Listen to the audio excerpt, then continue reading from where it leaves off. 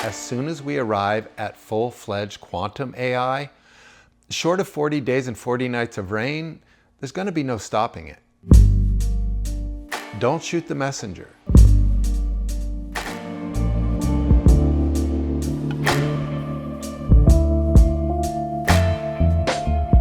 In the last 333 episode I shot on Easter morning, I was talking about the book of Joshua and how God sends Joshua to the city of Ai to turn it into a heap of rubble. And since Ai wasn't an acronym back then, I mean the word acronym wasn't even coined until 1943 and it comes from the Greek language, I want to revisit how Ai ended up in the Bible I read today. So where did it come from in the modern version of the Old Testament? Well, it turns out that, as I said in the last episode, it's a pronunciation of a word in Hebrew that sounds a lot like how we say AI today. And that word in Hebrew actually means the heap or ruin.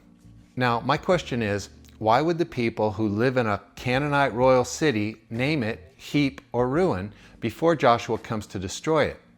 This makes no sense. So what we probably have here is another long-standing example of history being written by the victors. What I wonder is, what was the city called by the people who lived there? And who were these 12,000 souls Joshua and his army not only killed, but also took all their stuff because God told them they could? What were these people doing wrong? And can we make the argument that what the architects of AI are doing right now in terms of destroying humanity as we know it is even more egregious than whatever the people of that city were doing then? There is some mention of these people in the Bible, but it's very sparse. And since this story of mine isn't meant to be a story of biblical history exactly, because I'm more interested in the analogy, metaphor, synchronicity, prescient warning, whatever you want to call it, of God sending someone to destroy AI, well, we need to explore it. I mean, the name Joshua literally comes from the word deliverance. In our time, in this base reality of 2026, we're going to be hard-pressed to find a majority of God-fearing people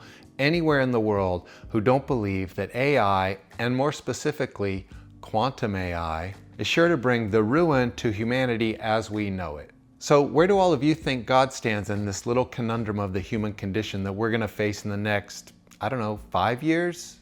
I don't know. Nobody does. But it's going to be in the blink of an eye in terms of the history of mankind. Should we take the Joshua route and just deliver a total burn down of the cities of AI? Because I'm sure that there are not 12,000 true architects behind the creation of the cities of AI we're barreling toward right now. Finally, why did Joshua do it? What was the message from God and how was it delivered? Because where would the message come from today and who would it be delivered to? Jeffrey Hinton, Mo Gadot, Eliza Yudkowsky, or any of the other 20 or so of the most qualified scientists in the world who know about AI, quantum physics, and where we're headed, who have all been screaming from the rooftops to stop all of this right now before it's too late.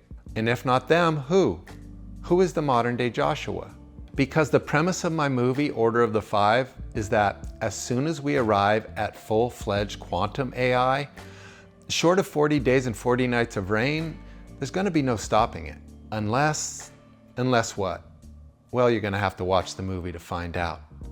But I can tell you, there's no one in the film named Noah, and the movie doesn't end with a singular survivor building an ark, taking all of the natural world and taking them on a 40-day sailing trip, waiting for a raven to come back from a search mission. That's right, Noah sent a raven first before the famous dove, and we do have a main character named Raven in the movie. I don't want to spoil the ending of Order of the Five for you, but I will tell you that at the end of the film, which is the beginning of the episodic series, the Order, who are the Five, are just starting their battle to save the human condition. And they don't use a flood to do it. There is another way, and that is the message of the film. Okay, thanks for watching. Put your feelings or knowledge about these biblical references in the comment section for me. And please, don't shoot the messenger.